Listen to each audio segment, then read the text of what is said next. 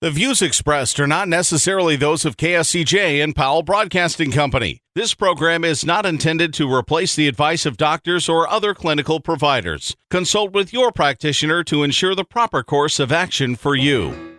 Welcome to When Things Aren't Going Well on AM 1360, FM 94.9 KSCJ. This program is dedicated to your mental health wellness and brought to you by Family Services, a United Way partner agency. Here's your host, Art Silva.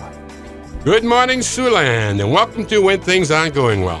This show is all about your mental wellness and how you can help yourself navigate the daily highway of life. We hope to educate and motivate you to help improve your mental wellness environment.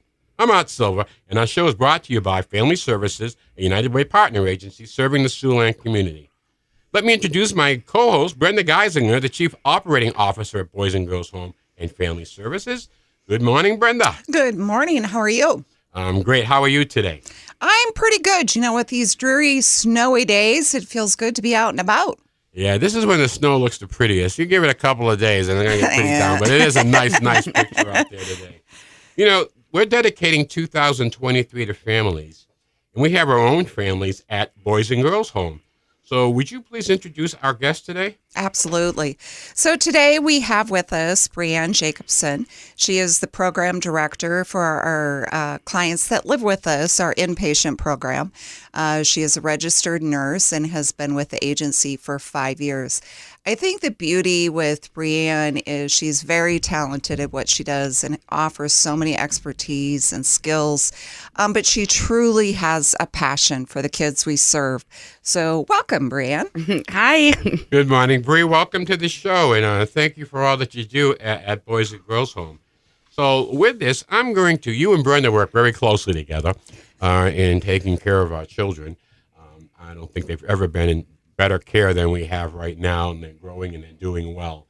But this is our family. So this morning, what I'd like to do is have us talk about, quote unquote, our family, and that's the PMIC. That's a Psychiatric Medical Institute for Children, PMIC, and those are our kids. So Brenda, could you tell us a little bit about the PMIC and what its purpose is? Yeah. So the kids that come to us are really struggling with emotions. And sometimes those emotions are expressed in behaviors. But all of our kids have a mental health diagnosis. And they're just really needing some extra guidance in how to get their footing and kind of get the family wrapped around what we can do to get the kid doing well again. And that family can include the parents, grandparents, siblings, and we just kind of join that process. You know, in the world of social work, quite often is an odd position we find ourselves in of we're on the outside, but we really know this family. We get to know them. We become a part of their journey. And so that's really what these kids and families are about. The kids come to live with us for about 6 to 9 months, and we kind of work through that. Brianne, what would you like to add? We take these kids, they're usually about 6 to 18, and we just kind of help them work with these emotions that they're trying to deal with. Some of these emotions are really big, and they just need some help regulating some of these emotions. So that's kind of what we're there for, is to help with all that. I think one of the things you and I might hear out in the public is, oh, are they bad kids or naughty kids? What are your thoughts about that? No, we never say there's a bad kid. So like I said, these kids just need a little extra help. Some of them have gone through, some very traumatic events, and they just need help of like reminding them their coping skills, giving them some new skills to work through and how to regulate these emotions. Well, I'll tell you, it's fun to see the kids there in this environment. They come from all around our community and state, and they need help. And these are not, I've always looked at, these are not throwaway children. These are not conduct disorder children. These are children that are victims that come to us. We get them back on their feet. They stay with us from various lengths of time, depending upon their malady.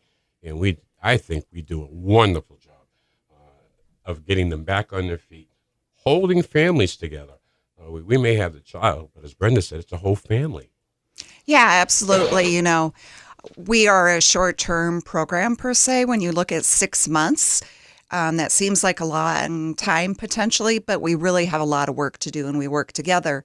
And we do best when we're working with the families because they're going to go back to their families. That's our goal. And just really work with the parents or those that are involved with the child.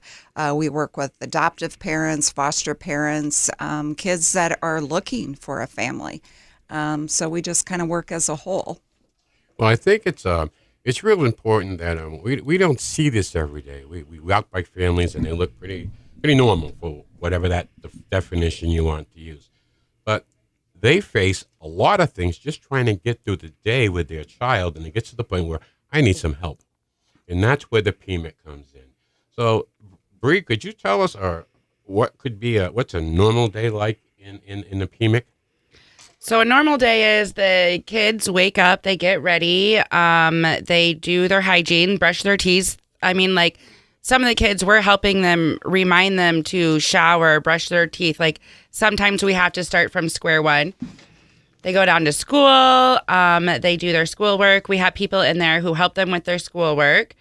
And then lunch, more school, and go back up to the units. And we usually have a fun activity plan for them and a group session, and that's about it. We also do the individual therapy with the kids. Each child has individual therapy during the week.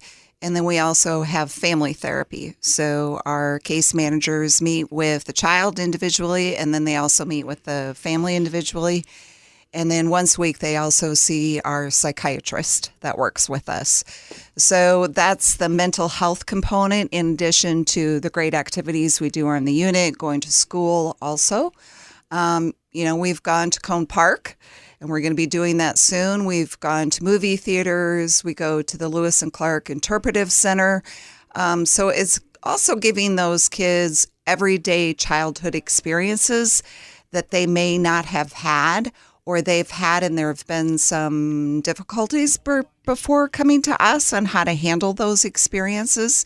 So we really want to give them everything they can experience and enjoy as children, and how to make life enjoyable again.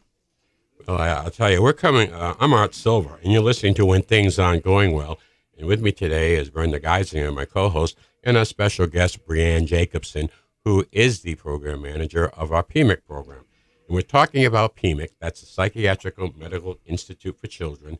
And this part of our operation is the residential treatment part, where we take care of children. They live with us 365, not all of them, but we go for maybe an average of 6 months with some of our children, average length of stay.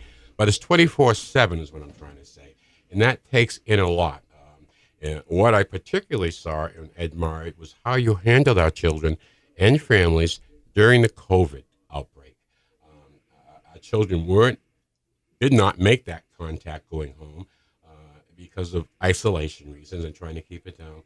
But you did a wonderful job of pulling that together. Anything you want to share with us regarding the COVID experience? We made it. We made it. Amen. Yes. I think it was just really a tough time. I know, everybody heard on the news about the elderly and in the nursing homes. Our children experienced the same thing. They really couldn't have contact outside of our building.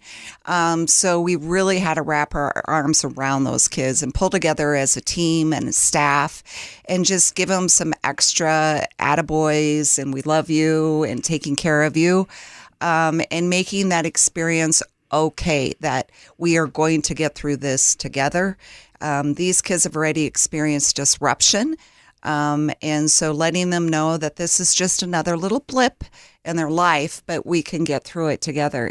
Anything you want to add? That was like a really tough time. The kids not being able to see their families, their loved ones, and that's basically what we had to do was show them the extra love and do everything that we could to show them that we're here. It's hard for everybody. So on top of the regular kid things that they already go through, we had to add this on top of it. And, we were all learning together. This was all a brand new thing for everyone. And I think it was just such a, wonderful learning experience, I guess. Well, it's family. It was how our family dealt with this. And we pretty much got through. I remember towards the end of the COVID first year, we were able to isolate a couple of kids who got sick. But what I'm so proud of in being with this organization is the absolute compassion and care that we have for our children, that you demonstrate every single day in that unit. Like you said, Brianne, there's no kid that we don't love.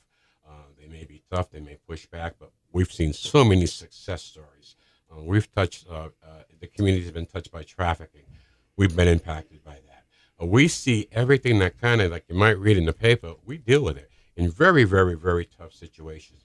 But the story is you're able to put these families back together, and these children have the skills to go on. So it's great working at Boys and Girls Home, and what makes it great are the people who work there. Brenda's been doing this for a long time, and Brianne, you're our new up-and-coming leader, so we're really glad to have you.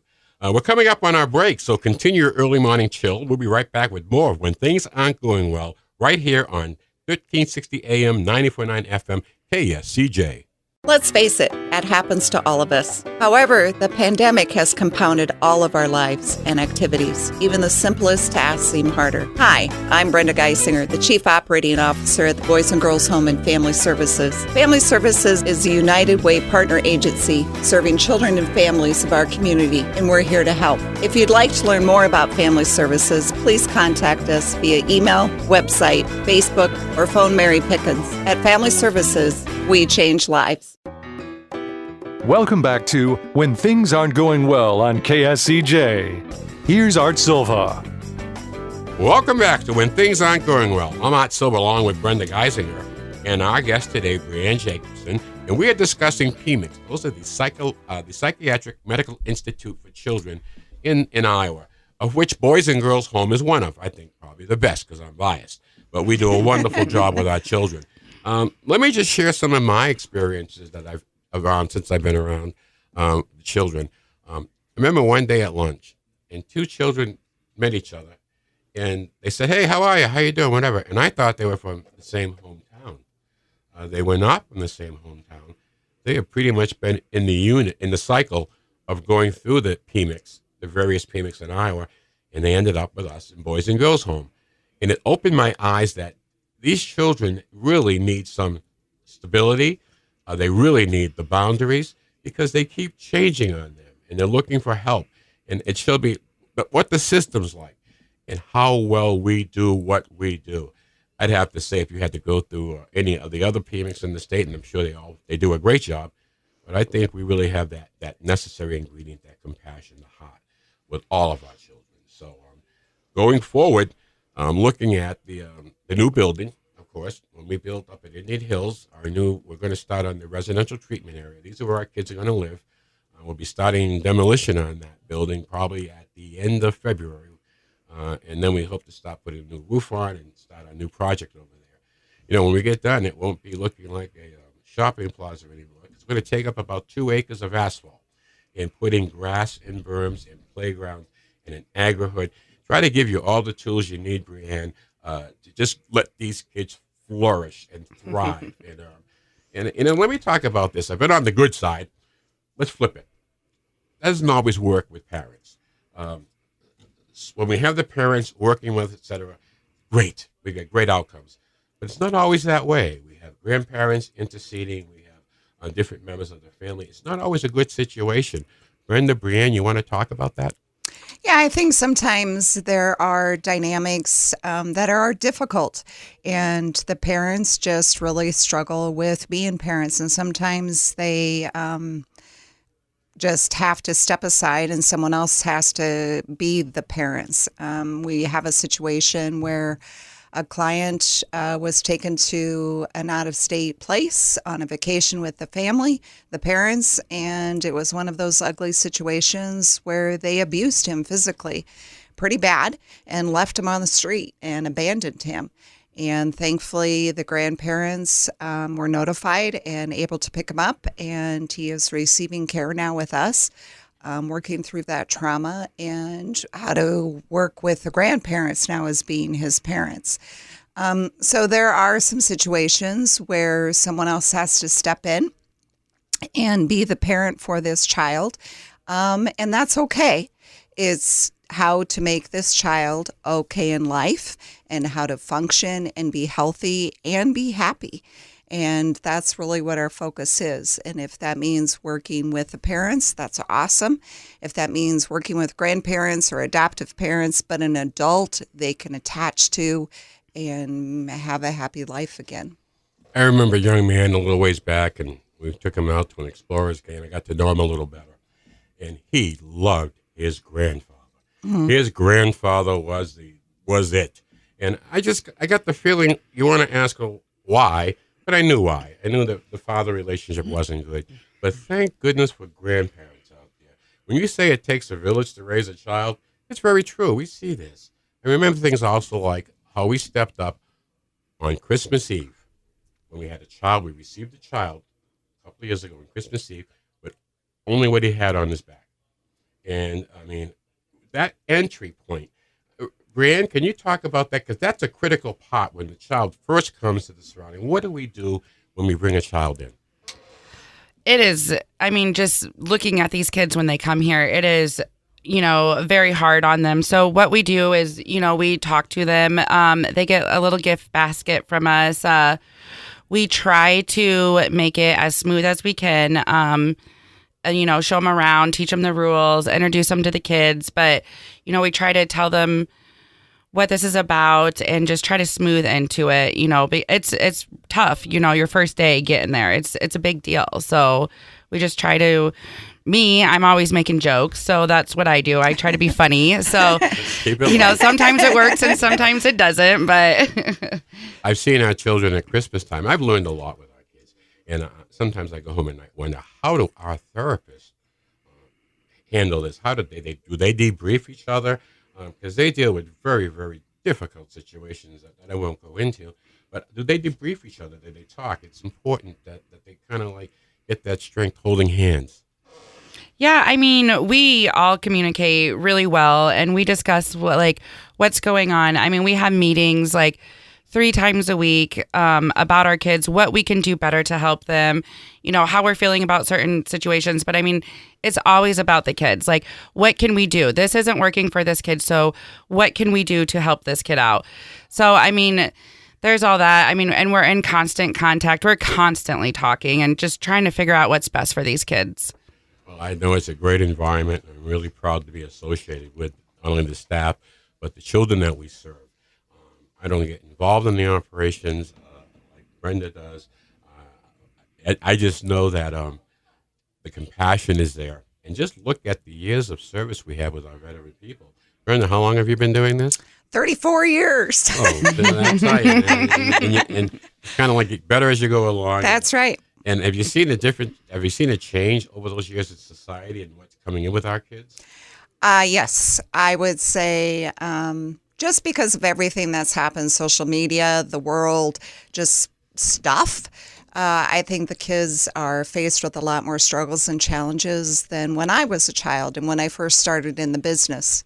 So yeah, our kids are in a tougher spot. PMIC is a level of care just under a hospital level of care. And so when the hospital has a child that's having some emotional distress, they can stay there maybe a couple of days, a week, and then they need another place. And quite often they come to us right from a hospital.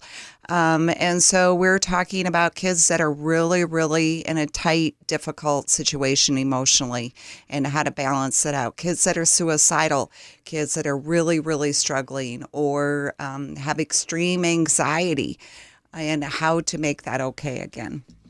Well, Bree, I'll tell you, you've had some success stories. I know along the way, you kind of get attached to a child or you have a special story that really appealed, that really touched your heart, that maybe you want to share with us? Oh, there's so many. This is a while ago, but there's this girl and she just came from, the most traumatic things happened to her. And it was really amazing to watch her work with, our staff and her therapist, who was just amazing and was able to help her deal with these very traumatic things that have happened to her. And honestly, the things that have happened to her, I think a person would say, wow, how is this girl ever going to make it? And we got her to where she was able, when we got her, she wasn't talking to anyone. She was shaking. I mean, it was pretty extreme. And we got her to where she can go back out into normal life, to regular school, to, live with a foster family and this and that. And I mean, it's just amazing. I mean, she's probably my favorite success story because it's just amazing. It is a good feeling. And that's why we can absolutely positively say at Boys and Girls Home, we change lives. And the big word there is we. And Brianne, and what you do with your staff, as we said at the beginning of the show, you're a registered nurse. And what a nice combination to have that in our program right now, because that's how you look at it with our kids. How can we get them better? What can we do? And you take that challenge on every day. So my thanks to you and your staff. Keep on, because the kids are benefiting from it. So I really appreciate that.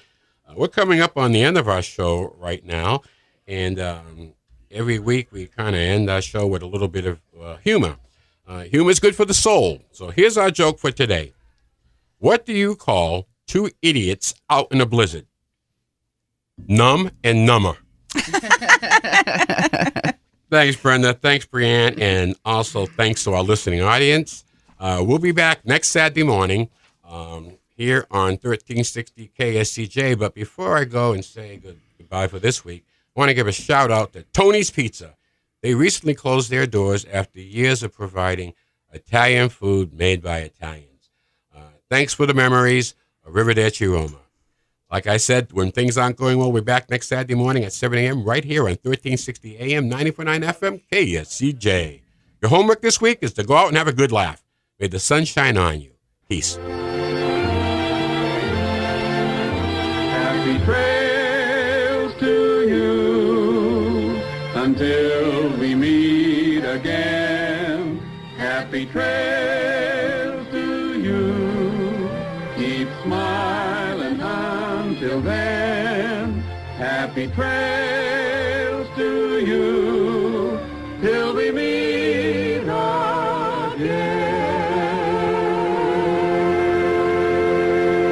For more information on the services provided by Boys and Girls Home and Family Services, see them online at boysandgirlshomeiowa.org. Or you can call 712-293-4700 to get more information about family services, residential treatment, the Opportunity School, the Siouxland Family Center, and more. At Boys and Girls Home and Family Services, we change lives. We change lives. We change lives.